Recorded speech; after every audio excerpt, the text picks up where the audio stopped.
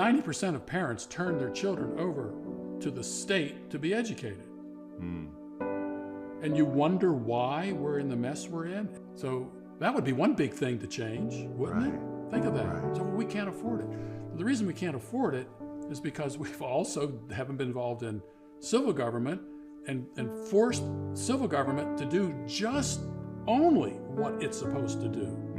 We've given it too much power and authority. You see, all these things can change if people change and change their view of government. God is the governor of all things: self-government, family government, church government, civil government. What do you think, Zan? Hit us with it. Well, I think he is absolutely right. If people want to hear this thought developed more, I did a podcast with Bill Jack, who is with Worldview Academy. And I think that's episode 77 and 78 of the podcast. You can go back and find that, where he talked about just the different jurisdictions of government. And it's like Gary said in that clip, there's self-government, which we never even talk about anymore. And the Mayflower Compact, by the way, was the first document of self-governance this world has ever known. And so it began right off the coast of New England when the Pilgrims devised that form of self-governing. And then there's the family. Between the saints and strangers. I remember that. And then the family is a form of government, like he said, a jurisdiction. The church, civil government, it all has its place. But we should not cede to civil government what God meant in other spheres of jurisdiction. Right. And I love that he says it, I think because people get so passionate, but Gary DeMar says it with like kind of a compassion tone. It's like a compassionate, like, instead of this kind of beat you over the head with it. Because, I talked to my wife, and I'm sure a ton of your audience feels this way. Like, look, I'm just trying to homeschool my kids. That's right. And keep the house clean. And most times those don't happen at the same time. That's okay.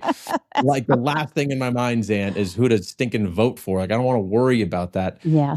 Zan, you've talked about that a lot. And I love how you do it too, because it's also with compassion and understanding. Using your story, it's like, look, correct me if I'm wrong, Zan, but you don't want to have every homeschool mom have to go to the legislator and stay up till 1 a.m. writing legislation to change the laws because we've let things slide.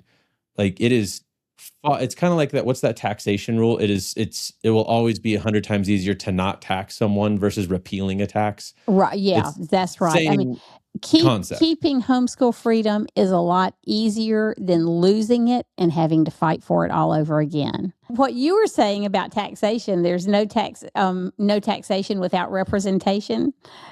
All of these things are founding principles of our government. And as we celebrate our 250th anniversary of our country, the Declaration of Independence, which I have been stuck on for a year, and somebody told me I can celebrate it for the next year too. We just need to remember that freedom isn't free and that it is going to cost us something. It may cost us going to a Capitol Day. I think parents should be talking to their children all the time about freedom. Who are they voting for in the primaries? Take your kids to vote. These don't have to be gigantic things, but just little things you do in your home every day to acknowledge the importance of freedom and that it isn't free. Yeah, I think that's super important.